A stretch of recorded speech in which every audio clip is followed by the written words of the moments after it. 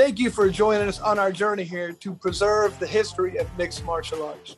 When I wanted to take on this project, I needed help. I brought in one of my favorite matchmakers, Miguel Iterate, and the MMA detective, Mike Davis.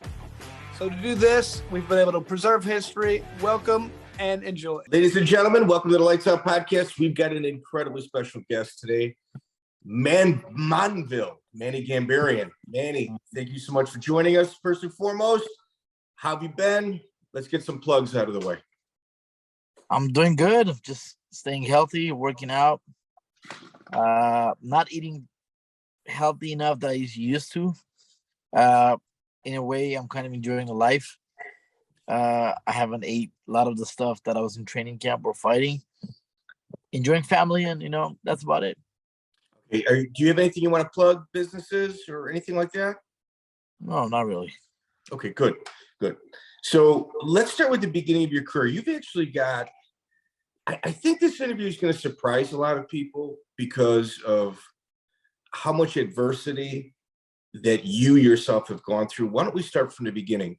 How old were you when you first came to this country? I was 10 years old. I left my country 9.5, and we spent another couple of months in Russia before entering to the U.S. May 31st, 1991, I came to the States.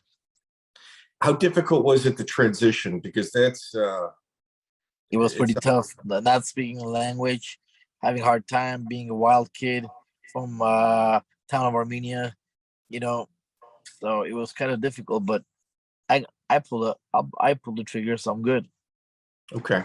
So you go to high school. I was told, and I'm not going to sugarcoat it, I was told that you really, really liked to fight, so much so that the majority of your high school was spent in Gokor's gym because they didn't want you there. Is that true? Not that. No, I was a wild kid. I'm gonna be honest. The reason I got into fighting, I was getting in trouble in school, even when I was going like 12, 13, 14 years old, especially in high school. I got kicked out so many times. I was a wild kid, and I wanted to fight, and I love fighting. And the reason I got into sports, that my dad said, you needed to learn discipline. You have to go and train. So I got into with Gokor Chivichyan 1991 October. So this October, in 5 months, 6 months, whatever it is, it'll be 32 years. Holy cow. That's more than 3 decades. Yeah. So how did you find Gokor? Is it like an Armenian thing, or was it just some place? Karo Parisyan's dad. The Karo Parisyan is my cousin, right? He's my second cousin. Yeah.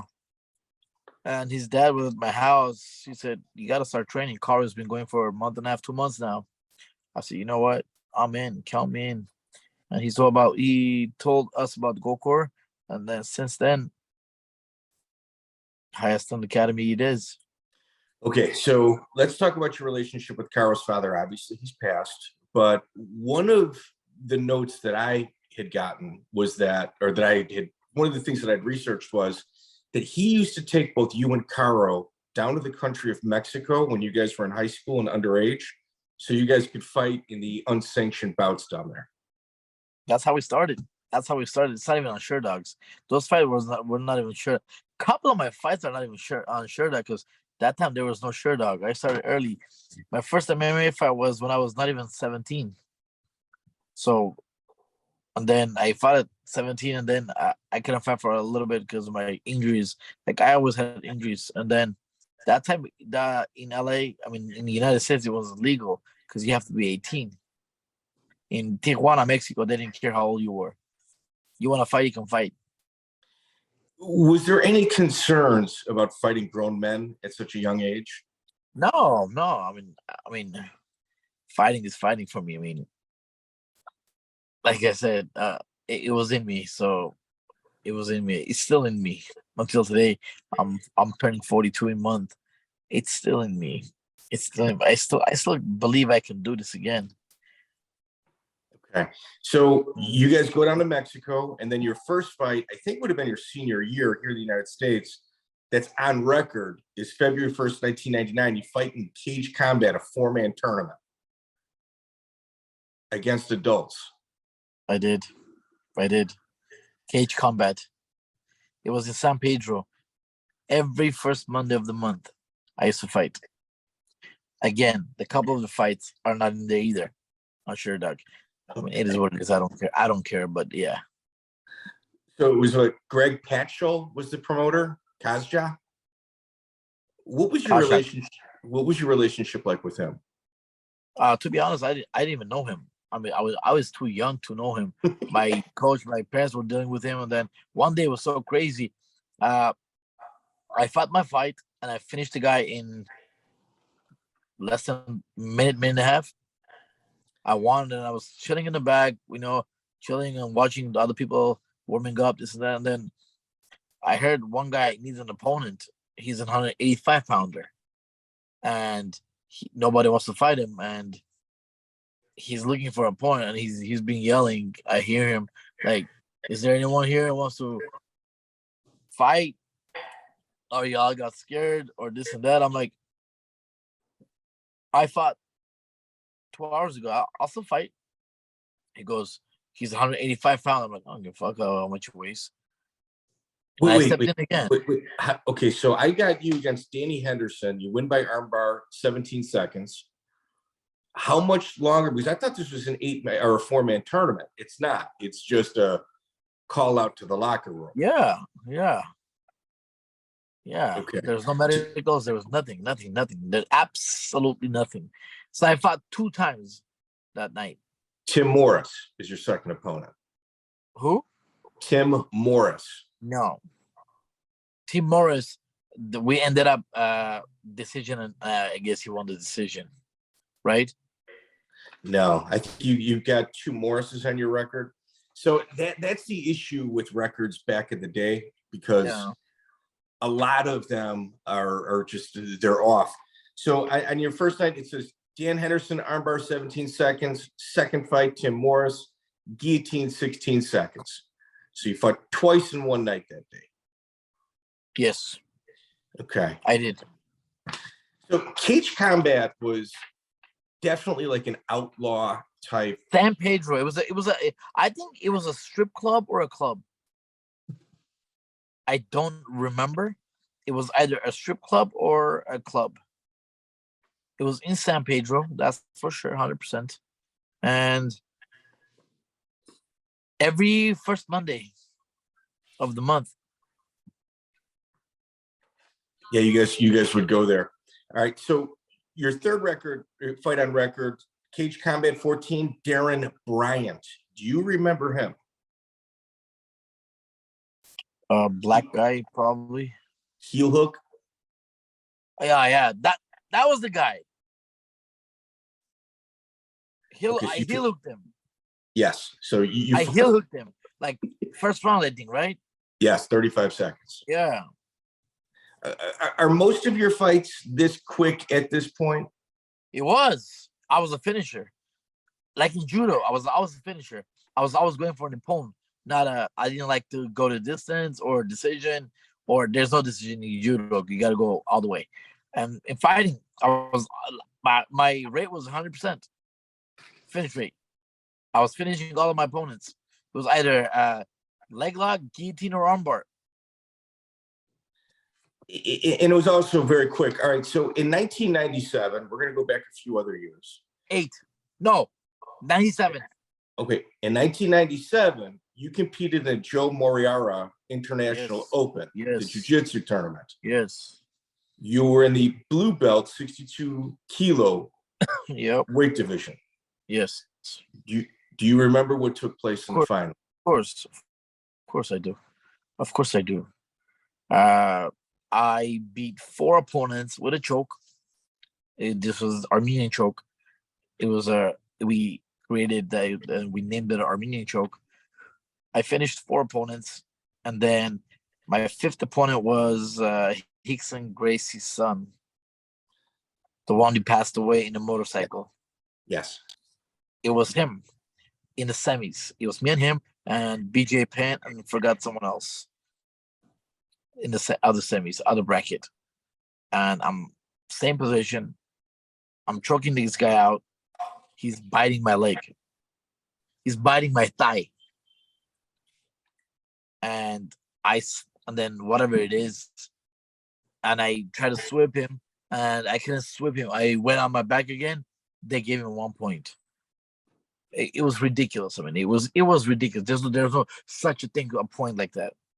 I went for a switch, and I can't switch. I came back to my back. They gave me 1 point for no reason. There's no reason. They want me to lose, obviously, because it's a Joe Moreira tournament. They don't want me to be in the finals. It's known, obviously. He's 16 Gracie's son. I know I'm nobody. Whatever it is. And then I hold him the same choke again. I'm choking him. He's biting me again. And I got mad and I kicked his head, and I just get off me. And then approximately like 15, 20 Brazilians on top of me. They tried to jump me, and I just covered my head like this. And I got kicked a couple of times. And then Higa Machado saved me. And he stopped everything. And then Jean LaBelle, when he walked in, and we went to the locker room, they're like, he's not biting. I'm like, I can show you. Like, he goes, put your pants down. While I'm standing there, I said, let's go to the locker room. I'll put my pants down. I'm not gonna put my pants down in front of all this women, men, and people. Let's go to the locker room. I'll put my pants down so you can see it. They're like, no. And then they just give him the win, and they went to the locker room. I'm crying. I went to the locker room. Gilbert, I heard first time in my life I heard Sensei Gene cuss. He said, "Put your freaking pants down right now." I pulled him down. His teeth mark everywhere. And then whatever it is, I mean, they wanted to disqualify the guy, but they never did.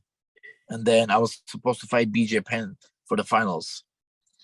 You know, it never went down. And then they gave me a medal, first place medal. I said, I don't need this shit. I threw them away, and I walked away. I said, I'm never competing Brazilian jiu-jitsu ever in my whole entire life. I throw the gi away, and until today, I never wear the gi to compete jiu-jitsu, and I never will. I lost respect, and the loyalty wasn't there. I'm like, I'm out of here. That was also kind of the time.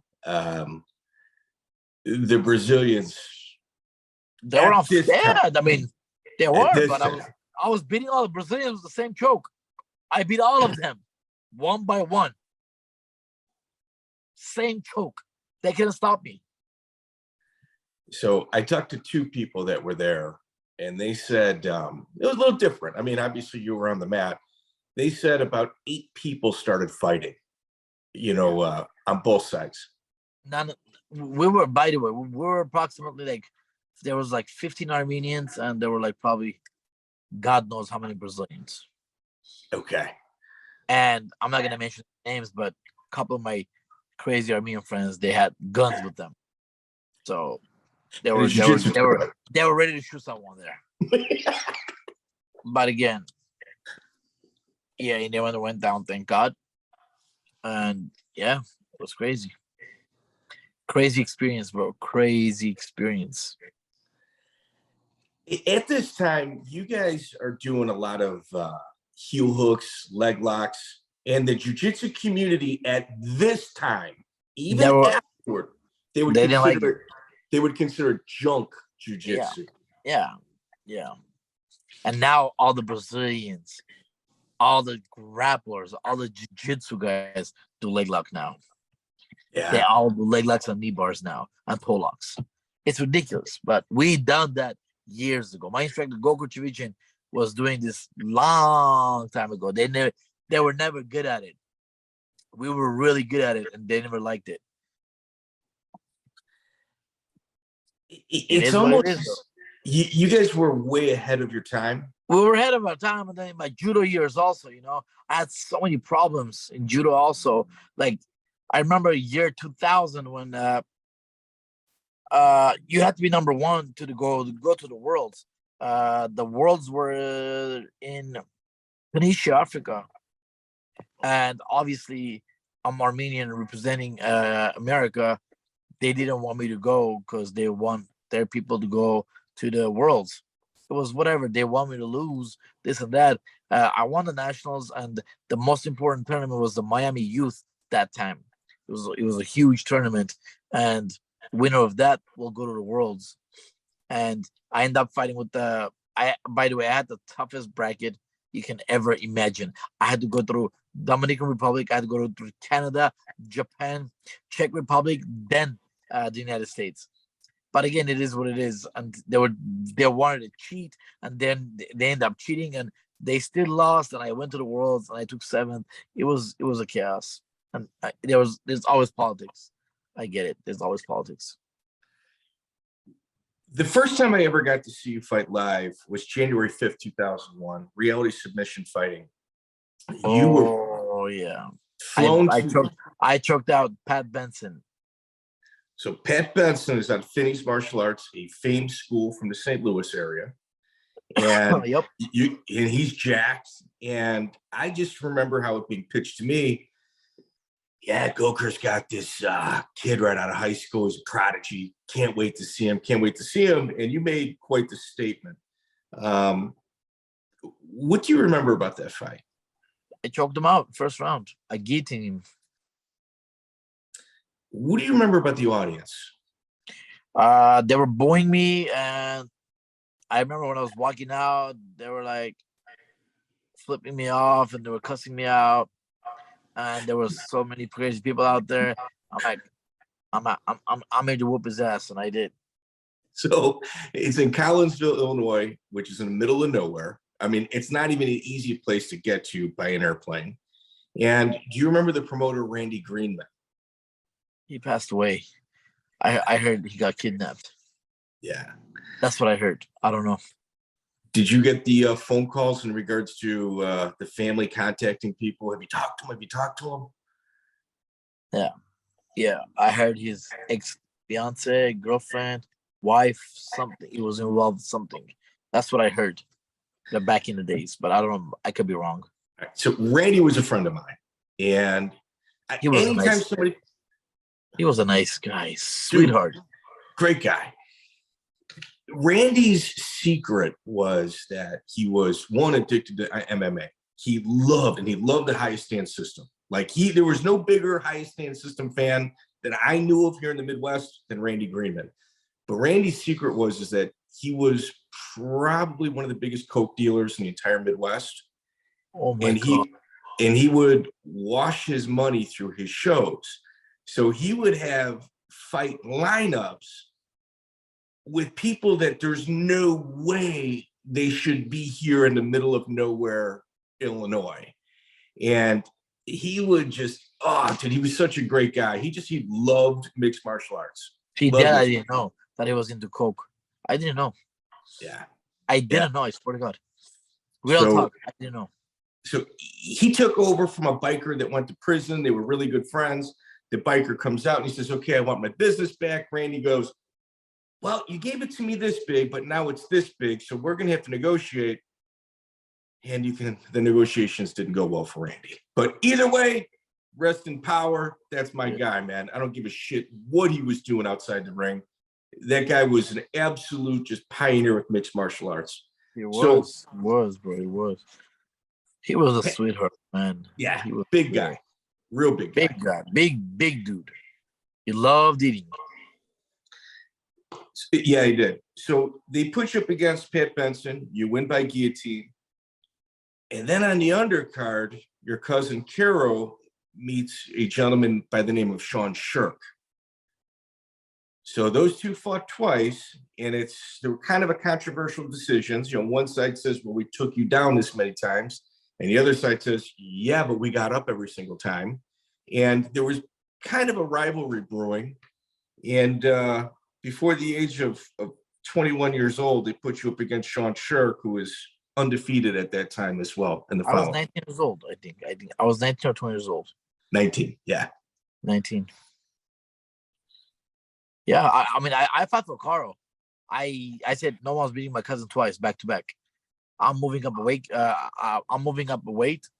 Vacating the belt, and I'm going to fight Sean Sherk. And God knows what he was on. What kind of steroids was he on? Until today, I've never done anything in my whole entire life. I don't even drink protein shake. Nothing. Nothing. I've never touched drug in my life. Weed, I smoked after Nate Diaz fight a couple of times. That's about it. I don't even smoke weed. No alcohol? Cigars. Sometimes alcohol. I do. Sometimes. Okay. Sometimes. Not often. So you fight Sean Sherk. You got 2 legendary gyms, the Academy with Greg Nelson, yourself out of Gokor's. And man, dude, it was a treat. Sitting in the stands that day, it was an incredible treat for us. 18 minutes. We went 15 minutes, and then we went 3 minutes extra. It was 18 minutes. 1 15-minute round, right? Was it 1 15-minute round? No, 3 5s. 3 5s, and then a 3-minute 3 round. period. Yep. Yep. Good times. Did you learn a lot from that experience? Oh, yeah. Yeah. I mean, like I said, when I'm telling these people that you don't pick and choose fights, this is what I mean. I've never picked and choose a fight, even when I started fighting. I never cared about the record. I care about who I fight. They got to be bigger names, big names every time I fight. One another. You can go ahead and look at my UFC record. The people that I fought, the lineup. I fought 22 fights in the UFC. And all those fights, one after another, they were all tough fights. Killers. I mean, I never cared because if I'm here, if I can't beat these guys, what am I doing here? I gotta beat these guys. If you want to be the best, you gotta fight the best. I don't like no easy fights. I don't like no walking. No. I like challenges. Until today, I like challenges in my life. You gotta take challenges to be known as one of the greatest. Well, you certainly can make the argument that you fought a lot of the great fighters, and one of which is at King of the Cage, August 10th, 2003. You're up at 170 pounds. Jorge Santiago. Jorge Santiago, who, if you subtract his UFC record from like his tapology, he's got a Hall of Fame career. Jorge Santiago is legit. Yeah, we knew that. 170 pounds, he was undefeated that time, coming from Brazil, training at the American top team. We knew that. I said, I'll fight him, and I said I'll fight him. He goes, there. He's a 6 foot 1 inch tall guy, and he walks around like 190. I said I'll fight him. Let me interject here so people at home can kind of understand this. So Dan Lambert, at this time with the American top team, would bring talent in order to showcase his brand. And what Dan would do is he would call promoters, or he'd have his people call promoters all over the country, and he would offer, we'll fight in your main event against your hometown guy. You don't have to pay us. We'll pay for our own flight. We'll pay for our own hotel. We'll pay for our own food. So Dan essentially was flying ringers around the country and destroying ticket sellers in their own backyards. And that's what this is. Why don't you tell everybody what happened in that fight? First round, 21 seconds, I knocked him out cold. He was out cold. I knocked him out. He got up after like 5-6 minutes later. He didn't want to even talk to me, and I went to shake his hand in the locker room. He didn't want to talk to me. He was upset. It is what it is, man. I'm like, listen, to be a fighter, you got to go through a lot in your life. Ups and downs are always part of life and part of a fighter's life. You can't always win unless you're John Jones. You can't always be successful in life. You got to go through some deep waters to go somewhere. Until today, I hustle my ass every single day. I have a wife and 3 kids, and I support my family, me just by working. I'm the only worker. My wife watches my kids, cooks, do the dishes, do the laundry. We do all the. I team up with her, and I help her every single day. And what I learned in life that, to be somewhere in life, don't look up someone to help you. Ask them, but don't rely on them that they're gonna help you. Not everyone wants to help each other now, especially nowadays. Life is so difficult right now that even in LA right now, it's so much different.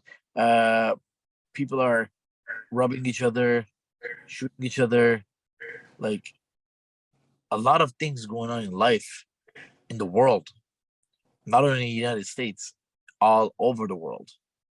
The world is not in a good place right now, that's for sure. The world needs peace.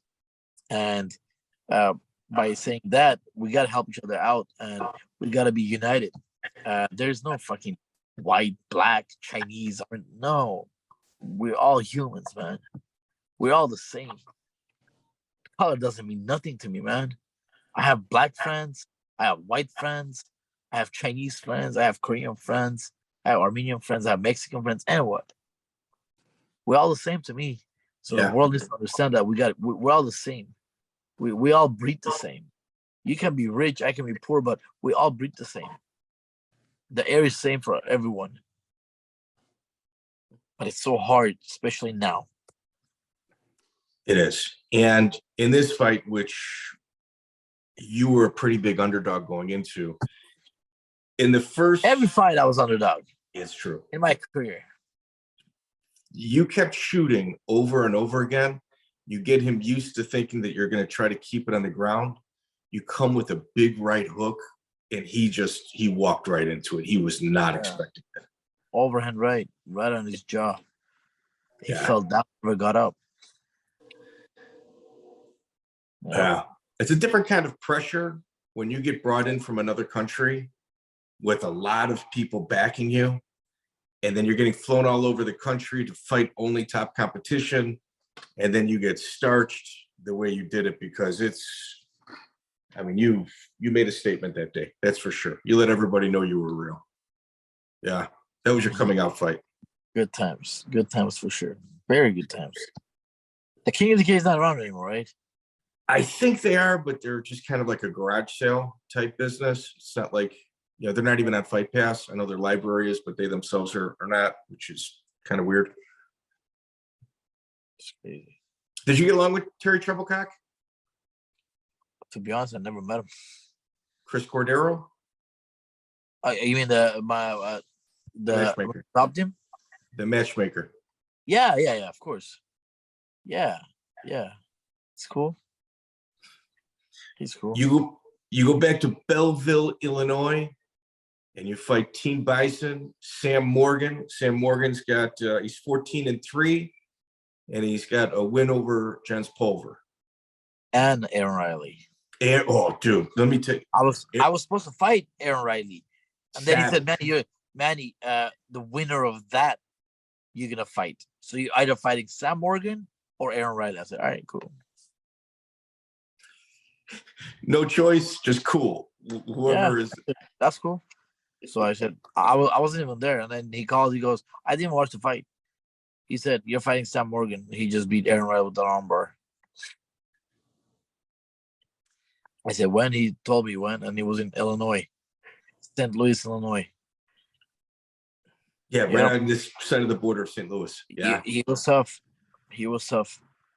Aaron Riley was underappreciated, in my opinion. Yeah. I agree. Yeah. Definitely tough. I agree. So you beat Sam Morgan. You're on a roll. Like you got 2 names under your belt, but then you take 3 years off. Judo. I was doing judo. When it started, I was competing judo. My goal was to be Olympian. Okay. Representing the United States. New York Open 2001 or 2, I think. I can't forget. I can't remember. Semis against a German guy. He picked me up. He was about to toss me. I landed on my shoulder. Right shoulder, same shoulder that he gets hurt every single time. And they carried me out from the mat. And I was out for at least 6 months. I was just doing cardio. nothing else. And then 2005, end of 2005, I got a phone call from Joe Silva saying 2006, maybe 2006. 5. Okay. I got a phone call. They want me to fight some guy when Tito Ortiz fought Chuck Liddell at Mandalay Bay. Okay. And that was the same night when Karo was supposed to fight Dave Strasser. Debut. Okay. UFC 42, I believe. Okay. That was UFC 42, I believe.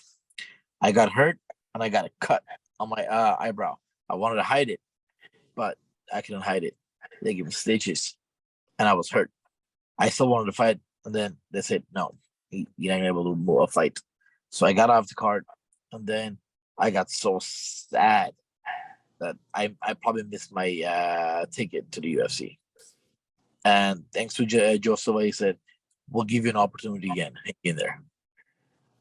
And then when I got ready again after a couple of months, I said, I'm good to go. And they called me. He goes, Manny, we're willing to. We want you to fight December 30th in Mandalay Bay. I was either Mandalay Bay or MGM. That time they were doing a lot in Mandalay Bay. I said, sure. But he goes, I got something to tell you. He goes, you'll still fight December if you don't want to take this opportunity. You'll still fight December. But there's going to be this Ultimate Fighter. We're bringing back the season 5. It's going to be only one weight class, 155 pounds. BJ Penn and Jens Pulver are going to be the coaches. Are you willing to do it? I said, oh, man, I don't think I can. I don't want to be there with 16 dudes in the same house. And I don't think he said, Manny, think about it. This is getting big and it's going to be huge in the future. I think you should consider doing it. I said, he goes, don't get me wrong. If not, you're still going to fight December 30th at Ben Lebe. I say, let me give you a call back. So I hung up. I talked to my dad and my mom, my brother. I'm like, this is what they offered me. And I showed my dad. He goes, my dad goes, I think you should do it. The Ultimate Fighter. You know, if they pay everything for it and this and that, you go there and do it. I think you should give it a try. I'm like, but Dad, it's gonna be 16 dudes. We're gonna eat together. We're gonna sleep together. We're gonna fight together. He goes, it's okay. Go do your best. You're still gonna fight for the UFC eventually. So I thought about it by myself for like 30 minutes. I'm like, you know what? Let me give it a shot. And I call him like, I'm willing to do it. He goes, cool, great choice, Manny. He goes, we want you to go to interview this Monday. It was Friday. Saturday, Sunday, Monday is the interview with Kurt Pelagian in LA. Pellegrino. Pelagian. Okay, that's one of the producers. Okay. Greg Pelagian. Okay. He's the Spike TV owner. Sure. He's a half Armenian. So whatever. I walk in there. He looked at me. He goes, exact these words. Huh. You're Manny? I was like, yeah. Sit down. He said. I sat down. He goes, don't you think this 155, they're going to be being strong for you? And I looked at him. I smirked for 3 seconds. I said, listen, I'm Armenian. I fight. And always remember, big things comes in small packages. If you want to pick me, I will win the whole show. You don't want to pick me, you're lost. I got up, I shook his hand, and I left. I got out. Look, I got goosebumps. I swear to God, I got goosebumps. I'm like, damn, did I do the right thing? I'm like, shit, I probably messed it up. Whatever. I went home. In 2 days, they call me. They're like, Manny, fly to Vegas. Go to airport Wednesday. You're going to do your medicals. If you get qualified, you go to the Ultimate Fighter. So I went to the Vegas, do my medicals, came back. I was already picked. January of 2006. January 21st, 2006. So your interview was that short? Minute. So they flew you out for 1 minute? came in? No, they were in LA. Okay, so you just drove down there? Okay. Yeah, I okay. drove and I walked in and I walked out. 1 minute. I didn't sit down. 1 minute. I think I did. It was like a little more than 1 minute. That's it. It was done. I thought I messed it up. I got out. I went home. They called me, and then I went to the Ultimate Fighter, and then Dana gave me a shit. He thought these 150 fighters are too big and too strong for me, and I proved him wrong. And I made him apologize for me. He did. So he said, "Manny, I apologize. I was wrong." But to Dana's credit, he did that publicly. Yeah, because he's man of the word. He's man of his word. I mean, a lot of people don't like Dana. He knows that too. Probably like 90% of people don't like Dana White. I personally don't have any problems with Dana. Dana has been a great friend to me. He's done so much amazing things to me outside the UFC. So I can never forget him. He leaves the UFC one day. I still respect him. I give him love, 100%. He's one of a kind. Love him or hate him, he's the greatest promoter of all time. He's a genius. Genius. I agree. Like a lot of people on my side of the microphone all love to point fingers and say, "Well, he's not doing this. He's not doing that." Guy's a genius. He's a genius. He's doing everything right. Trust me. He's doing whatever he can. Whatever he's doing it right. And he's got a great team behind him. Good for him. Yeah. Hopefully I can work for the UFC one day. That'll be one of the goals too. That'd be fantastic. But amazing. You had mentioned living in a house with 16 people, possibly being difficult. What was that like for you mentally? Everybody has got a different answer in regards to this. Difficult is not the word. It was super difficult. Living with 16 dudes, whatever you see on TV, everyone's asking me, that was fixed, huh, man? Nothing's fixed. You get bored, you get irritated, you get mad, you do things that you can't even expect what you expect from people. It's so crazy. Like whatever you do is like super crazy. It breaks you. It really happens in the house. You really get bored. No TV, no cell phones, no magazine, nothing outside the world for 40-something days. All you do is cook, eat, train, sleep. Cook, eat, train, sleep. Nothing else. And see the same faces all over every single day. And you're about to fight them too. Yeah, it's no joke. Did you and Gray Maynard ever get some roles in together in the house? Yeah. Yeah, Gray's cool guy. Gray's amazing person. Super nice guy. Gray's tough, but he was green. I know if I end up fighting with him, I was gonna probably do guillotine on him. We're gonna throw down, we're gonna punch each other. He's gonna go for probably a takedown. I'm gonna catch with the guillotine. What about Brian Garrity? Yeah, he was tough. He was good. They were all good. Yeah. Corey Hill was good. Nate Diaz was good. Joe Lozano, I never had to roll with him. I think I rolled him once for a couple of seconds. Who else? Cole Miller was tough. He was lanky, long guy. He knew how to grapple too. He knew how to drive jiu-jitsu. Matt Wyman was tough. Emerson was tough. I mean, they were all tough. You also coached on The Ultimate Fighter season 18. Ronda Rousey was coach, yeah. Okay, but you were one of the assistant coaches. I was. Did you guys also get sequestered? Like, what's the process for a coach that also is during this season? No, do your best. That's it. Do your best. Do your best and teach them whatever you can. Do they make you stay sequestered in a different house as well, or do they? Yes, you live in a different house. You don't leave with the fighters. Like, we're in the same facility with the two coaches, but like one of them is east, one of them is west. Are you allowed to leave that house? Yeah. As a coach, okay. Of course, yeah. You can do whatever you want. Okay. Oh, that's not bad. That's not a bad gig then.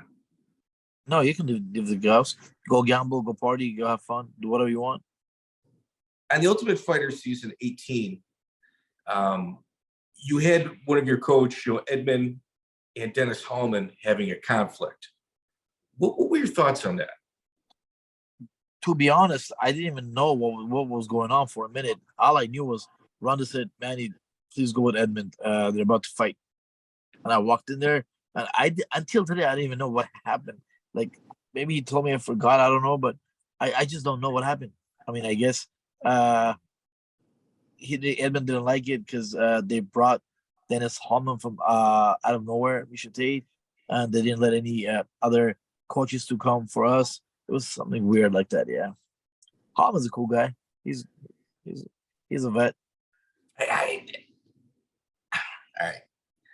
Sometimes people can be misinformed about other people, and when people talk about yourself, they say very emotional fighter, very raw, and he has not only no fear of fighting, he gets high from it. He loves to fight. And when I saw that transgression with Edmond and Hallman, I thought for sure you were going to step up. I thought for sure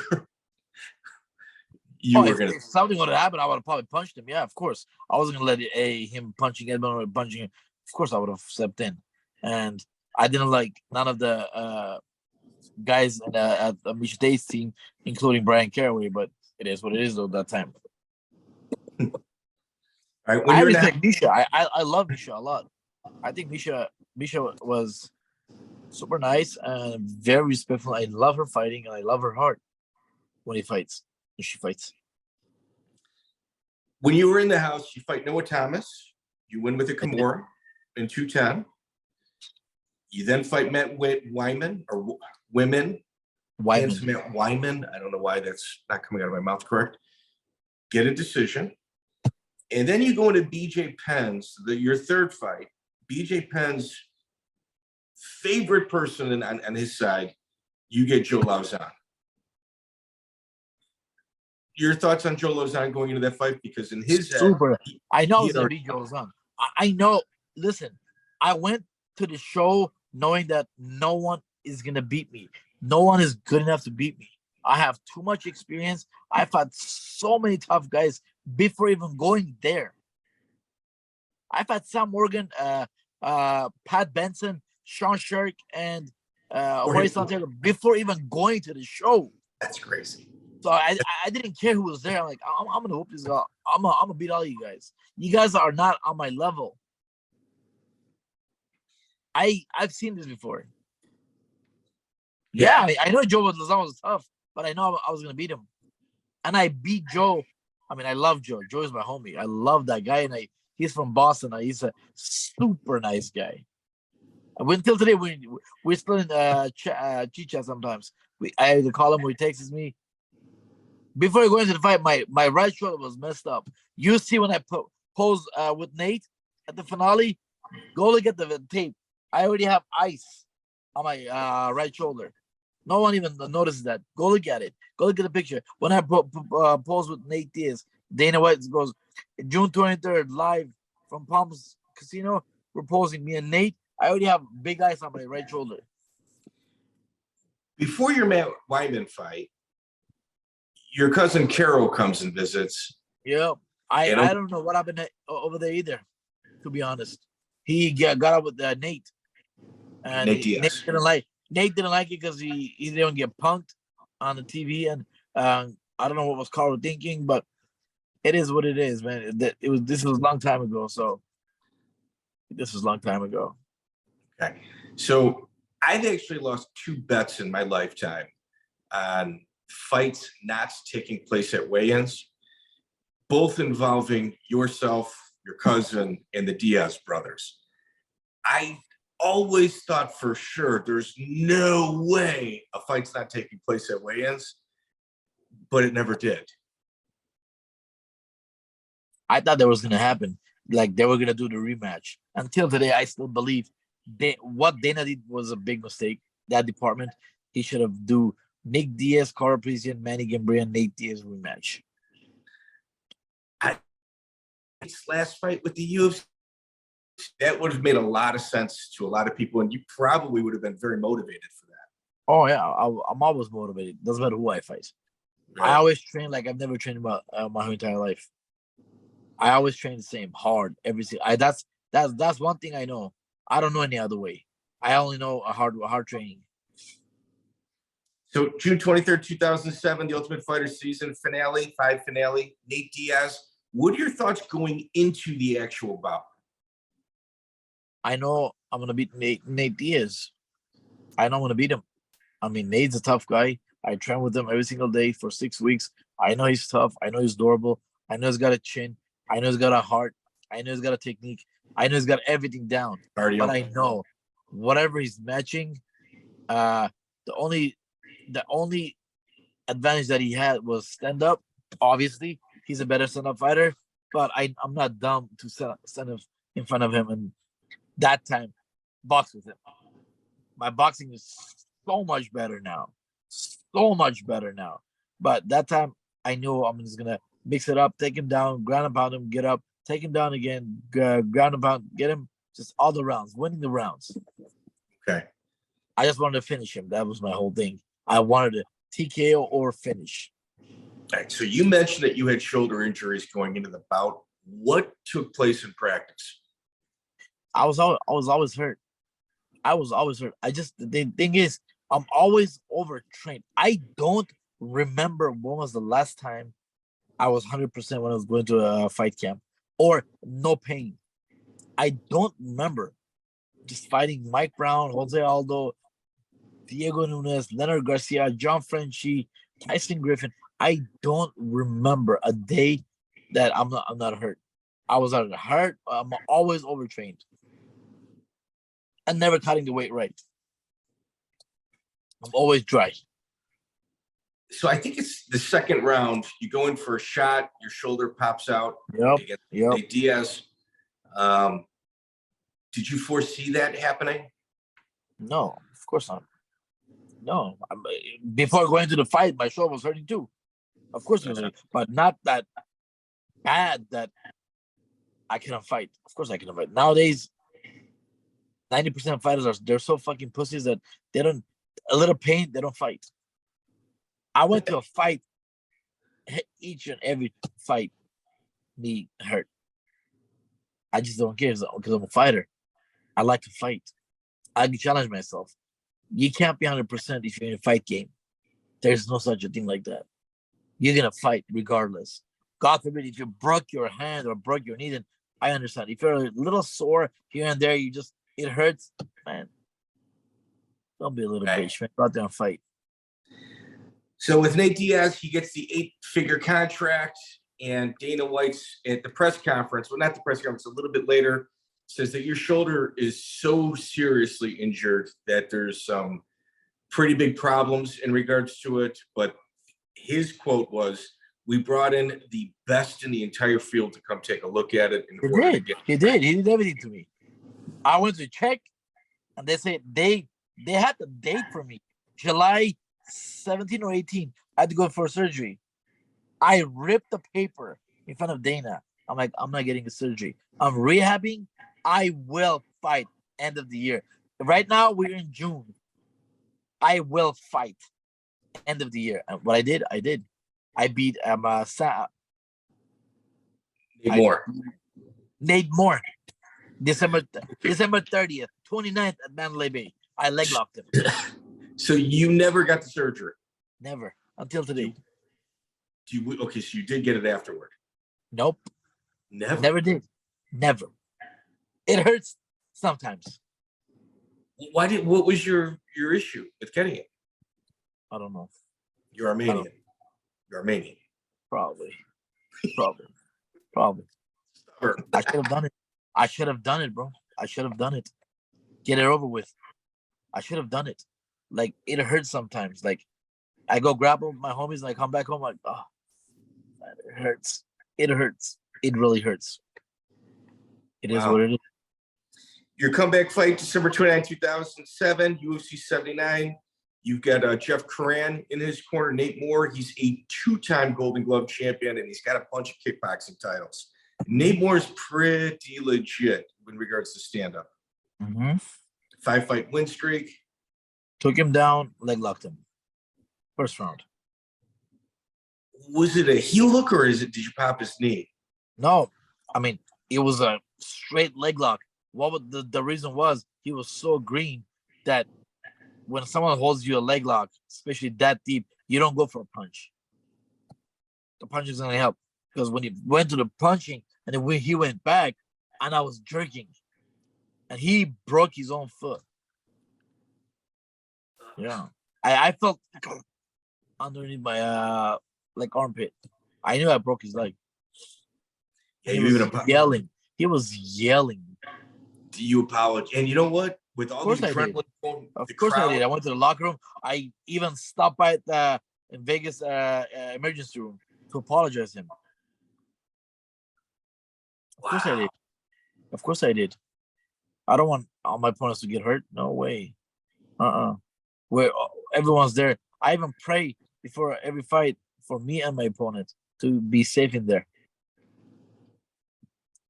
You had Gokor and Edmond in your corner at this point? No. Now or at that time, Nate Moore? No. It was Gokor,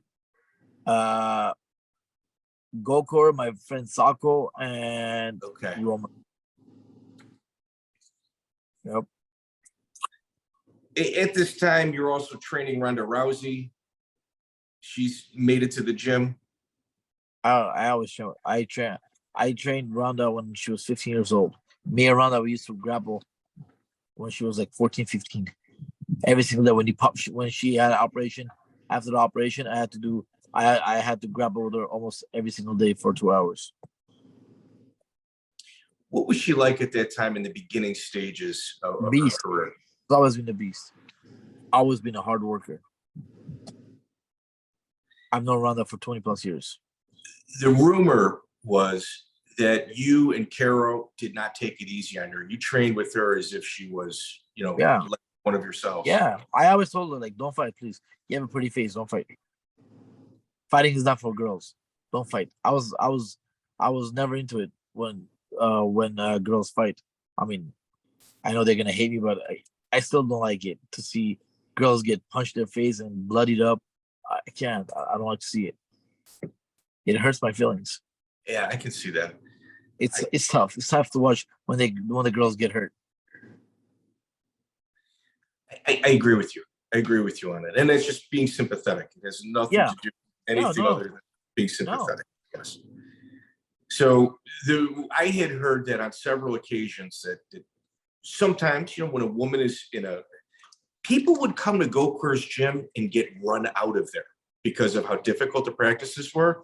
And then we're also being told, this is before Ronda really started fighting, that there's a woman there that's tougher than most of the men coming in out of the gym, and that you guys don't baby her. Never. She used to cry every single time I grapple with her. I do armbar on her, she cries. I choked her out. I knee her out. Every time I choke her out, she used to cry. So imagine, I probably choked her out like into an hour and a half we roll. I probably choked her and armbarred her maybe like thousands of times. She cried every single time. You guys told her to suck it up, get back in there. Yeah. I want to. April 2nd, 2008 UFC Fight Night. You got one of the beginning horses of strong style, who obviously have an international reputation, in Jeff Cox. Tough guy. Underappreciated tough guy. If you look at his record, he's got some stiff competition on there for sure. I know I was facing a tough guy when they offered me. I'm like, he's not very known, but he's tough as they come. Did you guys have issues prior to this bout? Any trash talk or anything? Nope. He just said he can't take me down. Is that what he said? He said you can't take me down. I said I'll definitely take you down. So, on a touch of gloves, you threw a body kick. It was my mistake. I still remember. It was just an instant thing. I'm not a dirty fighter. I promise you, I'm not a dirty fighter. No. No, you certainly don't have a history of it. You definitely don't. And dude, that's the fight game. What are you going to do? Not every moment's going to be fantastic, and it is what it is. So you beat Jeff with a guillotine at 141, and then you roll into Robert Emerson, August 9th, 2008. I got knocked out 12 seconds. You're a guy that's usually on the giving end of that. How difficult was this for you? It was very difficult. I thought I was gonna just walk through Emerson, and by the judges and the betting gods, I was 7-1 on the favorite, winning that fight. One of the few times you're a favorite. Yeah, so I know myself. I'm gonna take him down and just submit him like real quick, but boom, hit me. I went out down. Good for him. Rob is a good guy. Super nice guy. Yeah, no, for sure. January 31st, 2009, you got a guy that cuts from 185 pounds to 155. Thiago Tavares. There is it. Huge. He's a huge dude. Gigantic. But I still believe I won that fight, to be honest. I watched it. I think it's very, very close, but there's such a huge size difference that I always kind of root for the smaller guy. Huge. Very huge. Very. That fight day, I was 160, he was 185. See, whenever I see a big difference in size like that, I always go for the smaller guy. Like I'm absolutely jaded. Yeah. You have a conversation with the UFC about dropping down a weight class and moving to the WEC. What takes place in that? Dana and Lorenzo came up to me and goes, Manny, we're not cutting you. You're our guy. Well, you willing to go down to 145? I'm like, there is no way I can make 145. There's no way I can make 45. They're like, Manny, you can make 145. Hire Mike Dolce. I'm like, you know what? I'm not going to hire Mike Dolce. I'm going to do my best. And I made 145. And I fought John. What did you do? What did you do to make it? Training all day and extra 5 miles of running every single day. That's it? Hard. And the diet was on a different level. When was the last time you got down to 145? Before the John Franchi fight? Yeah. Like years ago. Before that fight, were you like in high school, grammar school? Yeah, 145 about 15 years ago. Oh, 16. Okay. Wow. I never thought I could make 145, to be honest. Never. And then I fought John Franchi, and then they said, we'll give you a title fight. They never did. They offered me Leonard Garcia, another badass fighter. Okay, so John Franchi's 5-0. You beat him. You began by the decision. It's your first fight at 145. How was the adjustment in weight? It was difficult, but I did it. It was difficult, but I did it. Leonard Garcia, who I think he's getting inducted into the UFC Hall of Fame for him in the Korean Zombie fight. If they have not announced that yet, man, that's a spoiler alert, because I had heard from real good lines of communication that said Leonard Garcia is an absolute savage. That's not an easy fight either. No, at all. Big 45er, hits like a truck, and heart of a lion. Oh, yeah. They offered me that fight. I said, I'll take it. When I beat Leonard, I knew 100% I'm getting a title shot. But guess what? They had other plans. So the other plans are being a 5-1 underdog, April 24th, 2010, WEC 48. One of the best coaches in the entire country at American Top Team, Mike Brown. Tough. Super. One of the best. Tough as they come, guarantee. Top 3 in the world at that weight class. 100%. Arguably number 2. 100%. 100%. But before I go into the fight, I knew I'm going to knock him out. I even told my coaches. I'm like, no one's going to beat me on April 24th, Armenian Genocide Day. I will do genocide inside the octagon. So let me explain this. April 24th is the day the Turks committed genocide on the Armenian people. It's a huge day for the Armenians, and I think one of the biggest travesties outside. I mean, there's many in this world, but often I'm not sure many governments honor the genocide as just that. It's huge. It's big. It's gigantic. Some people deny it. Some countries actually deny it. Yeah, they do. It's unfair, but it is what it is, though, right? Deal with it. And I told everyone else on my friend before walking out to the fight, Mike Brown fight. I've trained like I've never trained before. Like I was ready. I was more than ready. And I said, the only way he's gonna beat me, if he puts a choke on me, he better squeeze it hard and put me to sleep. If I skip, I'm whooping his ass. If he kisses my arm, he better break it. If I skip, I'm gonna ground and pound his ass. Or if he punches me, he better knocks me out. Because if I don't get knocked out, if I get up, I'm gonna knock his ass out. And by walking out, I turned around before walking out to the locker room, before going to the octagon, I turned around to my boxing coach and said, I'm gonna knock this fool out. He looked at me, he goes, I believe you. That's exactly what he said. He goes, I believe you.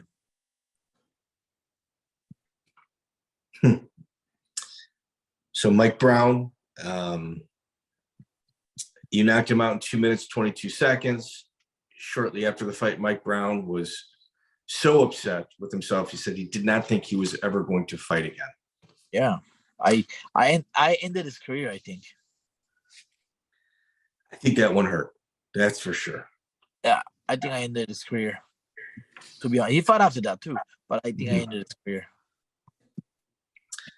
He was for sure thinking that he was going to get the winner of Faber Aldo again. Yeah, like we knew that. We knew that. That was guaranteed from Dana White. We both knew that. That's why we were the co-main events. Yeah. Same card. Yeah. Yeah. The Aldo and Mike Brown were the Aldo and Faber were the main event. We were the co-main events. Same night. UFC WC 48. Yep. We knew winner gets title shot. It's like a little mini four-man. Yep. Over 2 events. Yeah. Yep. You got a $65,000 bonus that night. That must have been sweet. It was sweet, but I spent it in 3 months. Did you really? I did. Hopefully a house, a car, or something. Nothing. Partying. Oh yeah. Yep. I did. It was crazy. Oh, there was a rumor that Edmond slapped your cousin Karo. Is that true? No. I think you said that. I did, but I was so mad. But did he? I don't know. I never saw. But a lot of people say no, and a lot of people say yes. So I say no. Okay, that's fair. When the Reebok sponsorship came, how much money did you lose in sponsorship? A lot. But I was one of the top paid Reebok because I had over 20 fights, so I was getting paid $20,000 from Reebok. That time, it was big money. Now it's not, but that time it was big money. I agree. What about manager Darin Harvey? I never paid him. He always did a favor to me. Super nice guy. Amazing person. Huh. That's good. Yeah.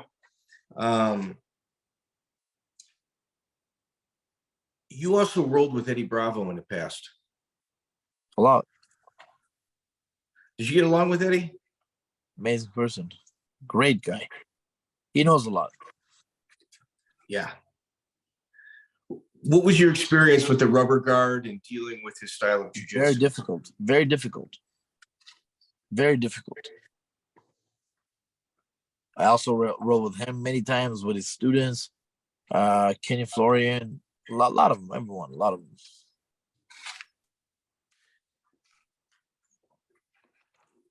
You had a backstage, I shouldn't say you, but you were in Ronda Rousey's entourage, and you guys had a backstage incident in March of 2015 with Bert Watson.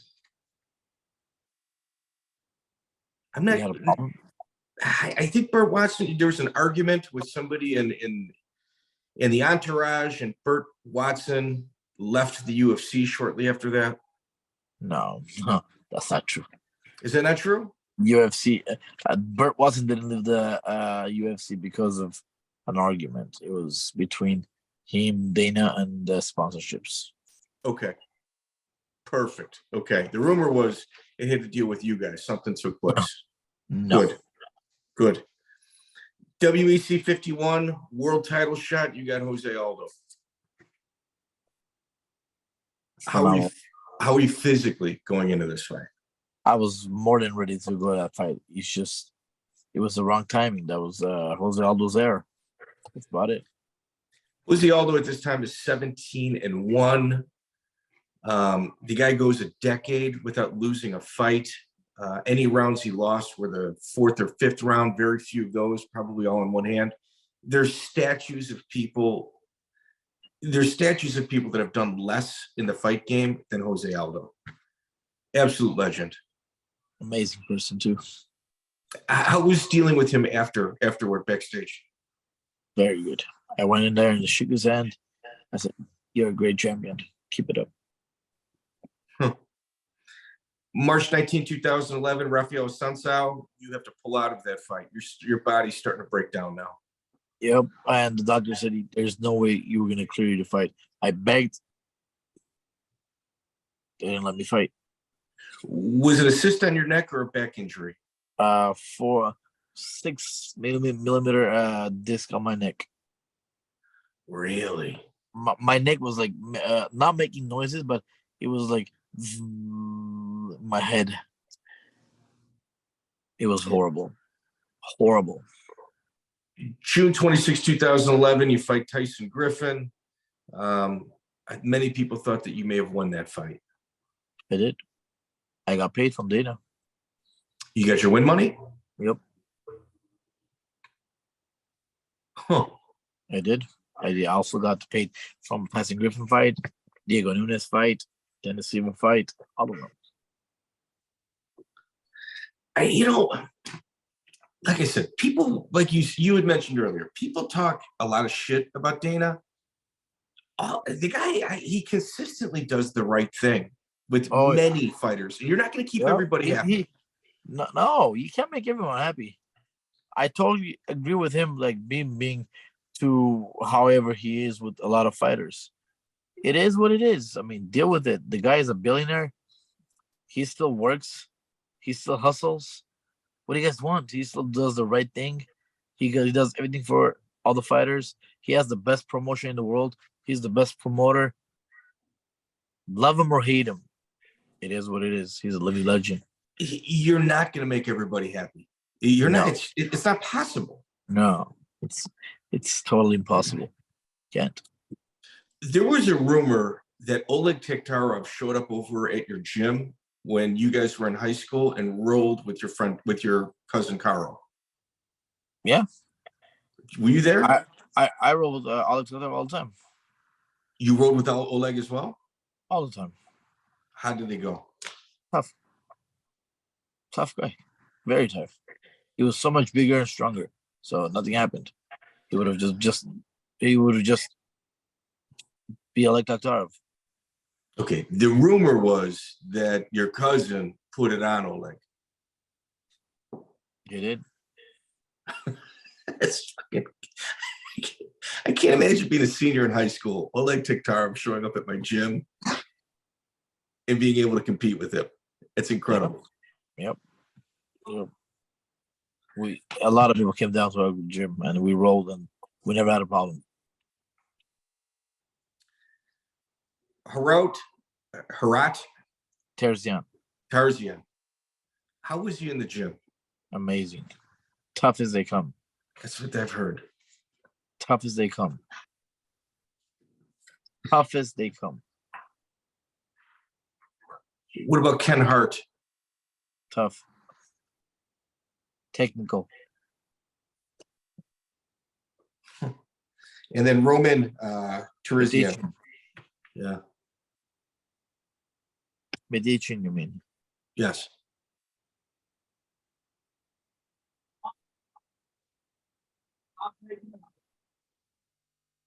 Zange, the interview with him. How is Roman? It's okay. How is Roman in the gym? Tough as they come. You had Diego Nunez, UFC 141, December 30th, 2011. There was a big public rivalry between you two. He signed it on my face on the poster. He what? He signed it on my face on the poster. Did he really? I made him apologize. Huh. Yeah, I wasn't sure where that came from. August 4th, 2012, the two best judo players in the entire UFC roster. Hiro Migawa. I mean, he's a stud judo player from Japan. You've traveled the world. Yeah. Amazing. And no one thought I could take him down either. I said in my interviews, I will take him to the ground. He won't take me down. And what I did, I took him to the ground. I said, it's not judo. In judo, he will definitely beat me. But it's MMA. He's not down. He's from the Neo Judo Academy. He had a 500 record, but it's a Japan 500 record. They don't really care about weight classes, and they try to get people beat. That means he's a stud. He is a stud. Yeah, for sure. Chad Mendes, you have to pull out of that due to injury. That was the same night Ronda was fighting things. Liz Carmouche. Yes. UFC 157 at Anaheim. What happened to yourself? Still have it. Oh, you can't even bend your elbow. My elbow fractured. How did it break? Sparring. Like a guy went cover up like this. I hit his elbow. I fractured my elbow. Huh. Horrible pain. Horrible pain. I was crying at night in Big Bear. Edmond had to call the UFC. Said, please, he's not fighting. If he calls, don't pick up. He's not fighting. He's hurt bad. I said, I'm not pulling up. I'll fight one hand. I don't care. So Robert Chivichyan got real close with Ronda and actually persuaded her to move over with Edmond from Gokor's gym. What was your opinion of that situation? Of the what situation? Roman Chivichyan. Okay. Was one of the coaches that convinced Ronda to go over to the Glendale Fight Club? No, I'm the one who took Ronda to main event gym, and then after main event, I took her to GFC. What was the reason for leaving Gokor's? Striking. Okay. Lack of coach. Huh. Dennis Seaver, or you got Cole Miller after a year off from battling injuries. You pull out with Hakran Diaz as well. Same injuries. Yep. August 17, 2003, Cole Miller, who's 19-7 out of American Top Team. Very difficult based on his length and size. That's a hard fight as well. For anyone. He's got heart, he's got chin, he's got everything. At the end of the first round, Cole Miller, at the closing seconds, throws a couple of elbows to the back. Cole Miller throws a couple elbows to the back of your head. Oh, that was a weird set of circumstances. Horrible. You don't get like the 5-minute allotted timeout for the injury, from a foul. I think Yves Levine kind of let the situation get a little out of his control. Yeah. I mean, to be honest, I shouldn't even continue. I was seeing blurry. It was. I mean, the back. Yeah, it was horrible. I mean, he apologized. I mean, Cole's a cool guy, but it is what it is, though. Yeah. You win a decision. You bounce back. You kind of showed your grit. Sitting at home watching it, I thought for sure, this fight's over. And if you to go, no. we're going to continue this. It really showed what kind of like fortitude and what you were made of, your metal. It was tough. It was definitely tough, but I pulled it off. Yeah, absolutely. You go on December 28th against Dennis Seaver, another guy that is enhanced. They already said. You get a no contest on that because he tested positive for growth hormone. And Nick Lentz is your next opponent. Nick is 24-6-2 out of Sanford MMA, but your body is starting to have some serious issues. Horned up. I was 35% in that fight. I even talked to Dolce. That was the fight. After the fight, Dolce came up to me and goes, Manny, forget 45. Let's go to 35. I said, let's go. Are you kidding me? Yeah. Well, I think you fought 45 against Cody Gibson too, no? Nope. 35. Was it 35? So you haven't been 145 until you were in high school, and now you're going to 135, a weight that you may have been in like 8th grade. Yep. I never thought I could make it. I never thought I could make the 135 division. I'm still, until today, I'm like, how the fuck I made 135? That's impossible. What did you do? Dolce. Here, you ran 5 miles every single day and watched your Mike Dolce. 145. Mike Dolce. I had to hire Mike Dolce. Mike Dolce helped me a lot, making the weight. Gibson. No, it was Gibson. Scott Jorgensen, and then it was John Dodson. And then it was Johnny Eduardo. The career was over. Yeah. To get to 135, were you starving the entire camp? No, but I was never full. Did it torture extra miles of working out and not eating enough, but it is what it is. I had to make 135 because I chose to fight with 135 because I felt like I belong there, but my body's too big. I'm short guy, but I'm thick. I have a lot of muscles to make 135. I was losing 25% of my muscles to make the 135. That's incredible. It's been a long journey, man. It's been a long journey. It's been a long career, and you've never been submitted. Never been submitted. That's insane. Never been submitted. To be honest, no one even came close to submit me. No one ever came close. None of them. That's shocking. That's like one of the most shocking things. Like, it's not as if you got 3, 4, 5 fights in the UFC. You had 22. You've had a lot of high-end fights. Never got submitted. The only time they beat me, it was either cheating, decision, or knockout. Yeah, that's it. Yeah. Looking back, what are your thoughts on your own career? I'm proud, to be honest. I'm proud and I'm blessed that I've done something that 97% of people in this world can't do. And blessed what? Because I did what I love doing. What was your relationship like with Gokor? Until today, we're the same. Always respectful. He's my first and only coach. That guy means a lot to a lot of people. Oh, yeah, until today. Yeah. People would compare him to like Carlson Gracie Sr., oh, yeah. Bob Shamrock. He's got lined up techniques. He can show you all day, all night for months. I think where I'm going is the kindness, his heart, and taking people in. That might be on a really bad path, and he tries to steer them over with him as well. Yep, true that. Very true. Yeah, I got a ton of respect for him, man. Yep. Brother, it's been over an hour.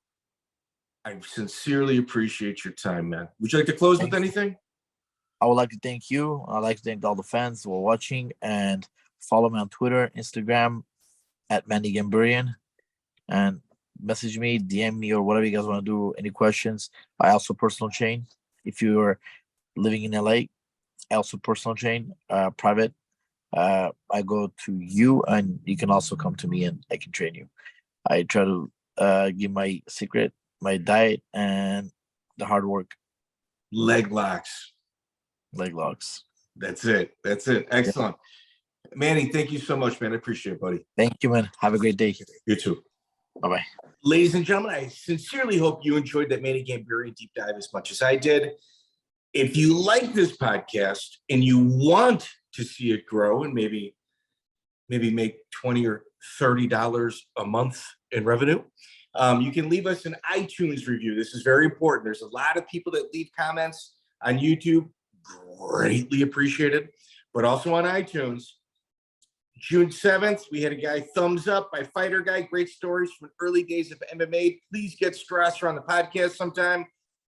We have tried numerous times through numerous different avenues.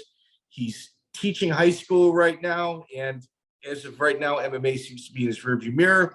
We will continue trying. A fantastic deep dive into the history of MMA and combat sports in general. Highly recommended by Subscriptions 2021.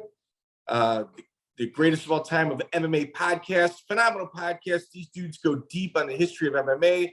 Sorry, Chris. I mean, NHB. Amazing guests and amazing stories. If you thought the Joe Rogan DMT drinking game is fun, try taking a drink every time Mike mentions microdosing. That's not funny. In the words of Dave Chappelle as Samuel Jackson, it'll get you drunk. You know, I'm a sober guy. He's 2 for 2 on me right here. I love the show. Keep up with the great works. That's from Nick Dickens. Amazing podcast. Most likely the most important MMA podcast out there from ADJ Senior. And last but not least, an in-depth look into the history of MMA and mixed martial arts told by the people who lived through it. If you grew up watching the early UFC, this is the product from you, Ben 702 Joel.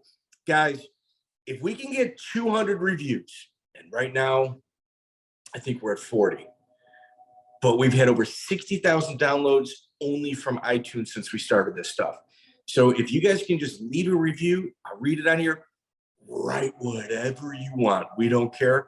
Just give us 5 stars. Say horrible things. As long as it's got 5 stars, that's all we care about. So, ladies and gentlemen, without further ado, thank you so much for joining us and interacting and hearing from you guys. There's no way that I could be sitting here doing this week in and week out without the help of many, many people. Thank you, guys. Check out the full interview on iTunes, Spotify, and all major podcast platforms.